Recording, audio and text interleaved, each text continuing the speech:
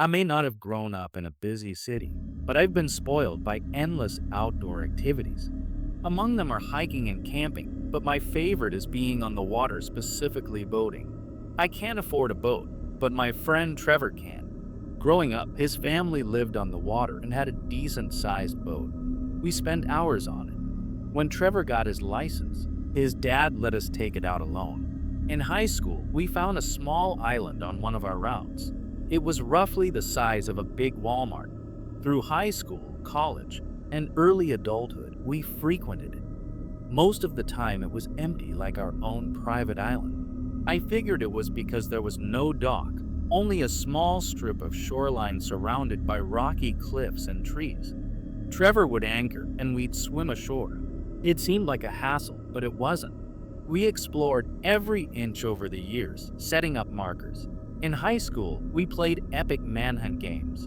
Later, it became a party spot. One strange thing I noticed as I got older: almost no wildlife. No birds, nests, mammals, reptiles, barely even bugs. Whenever we brought someone new, we'd joke that the island was cursed, made it all up. I never believed it until one night a few years ago. Trevor suggested we stay overnight. 8 of us could camp out. It sounded amazing, especially since Megan and I were crushing on each other. Perfect for some alone time. We arrived around 4 p.m. The first few hours were great tours, stories, hot dogs over a fire, drinks. One of the best times on the island. Hours in, I noticed Megan acting strange. She was usually laughing, but now she was quiet, lost in thought. She kept staring at the pitch-black tree line. She said she heard noises, movement. I said it was probably an animal, but she reminded me we'd never seen animals there. I said we'd never been overnight before, probably a nocturnal creature. She still looked worried. She said, "I don't think an animal's out there." Everyone except Trevor and me got freaked out.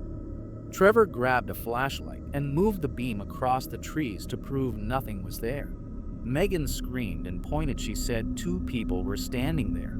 Nobody else saw them. Trevor moved the beam back, and sure enough, 2 people stood by the trees, staring back. One of the scariest things I've ever seen. They were almost hidden. Trevor jumped, the light shifted, and when he aimed back, they were gone. We panicked. Trevor yelled, no response. A few of us ran over, stupidly. Nobody there, but we heard faint laughing in the woods. I said we should leave. Trevor agreed. We packed up, put out the fire. Megan kept telling us to hurry. She could hear laughing but couldn't see them. Just before Trevor and I got on the boat, Megan shined the light on the beach. The 2 people were now on the shore. I jumped on the boat. As Trevor was getting on, the woman called his name. He stopped. She said she wanted him to walk with her in the forest to show him something cool. Then she'd come back for the rest of us. Trevor almost went back. I grabbed him and threw him onto the boat. He didn't say a word. We left. Megan kept the light on them. The man was gone, but the woman watched us from shore until she walked back into the woods. Trevor circled the island, no boat tied up anywhere. These 2 were already there when we arrived. No idea where they came from or how long they'd been there. The swim would have been incredibly hard. There's nowhere to hide on that island. We would have heard them during our afternoon walk. It was like they appeared out of nowhere. Trevor and I went back the next day. A few feet into the woods, leaning against a tree, was a human figure made of sticks. We left immediately. I don't know what happened that night, but the island isn't right. I have no interest in going back, but I'm happy with the memories. Now, another story that's bothered me for years. Whenever I'm alone, I think back to it and my mind goes dark places. I've shared it hoping someone will tell me I'm overthinking, but they always think something bad happened too. This happened at a marina where I kept my boat. I've been docked at several. They're usually harmless. I've been alone most of my life. When I was 19, I saved up and bought a boat. That summer, I practically lived on it. The marina was quiet. They had transit slips for travelers docking overnight. One afternoon, a normal-looking boat pulled in and took the spot next to mine. I got out to help Doc, that's what boaters do. The guy yelled at me, said he didn't want help. I wasn't offended. I let him be. After he tied up, I introduced myself and said to knock if he needed anything. He looked at me with no expression, walked by, and went on to his boat. I was put off. He went into a small cabin and slammed the door. Before I walked back, I smelled something horrible, not fish or body odor. Worse, overpowering. The worst smell of my life. I noticed a coffee thermos with the name Buddy. About an hour later, I heard commotion, smashing, glass breaking. A small window was covered. Buddy emerged, looked at me, and walked toward the marina building. That's when I got a good look. About 6 feet, husky, late 60s, mostly bald with white horseshoe hair, thick black magnified glasses that took up half his face. He was gone about 10 minutes. Every few minutes, I heard banging and muffled sounds from his boat. I thought maybe a dog. When he came back, I mentioned it and said there was a field nearby if he needed to let a dog run. He leaned in and said, "I don't have a dog. It's only me." Then he stormed back into the cabin. I couldn't imagine what was making that noise if he was alone. After that, silence. The rest of the night was uneventful. I went to bed around 10. At 3 a.m., I awoke to the same struggle sounds. This time I heard Buddy aggressive, saying, "Shut up," trying to be quiet. I heard no other voice except a strained, muffled sound. He yelled, "Enough," and then silence. I stayed up the rest of the night. At 7 a.m., Buddy left with a duffel bag toward the bathrooms. I knew it was stupid, but something compelled me to check his boat. I waited until he was out of sight. I stepped onto his boat. The smell almost knocked me over.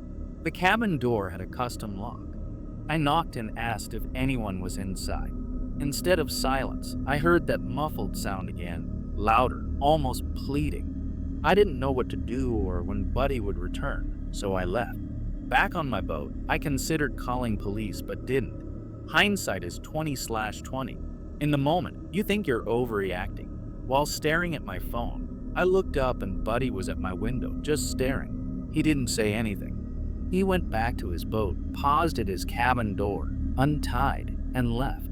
I didn't offer to help. I've met rude, vile people, but this guy gave me a feeling I've never felt. As he sailed away, I never saw him again. Years later, I still wonder, what if I wasn't overreacting? What if he had someone tied up in there? I grew up hearing neighbors fight, and no one ever called police, and no one ever died.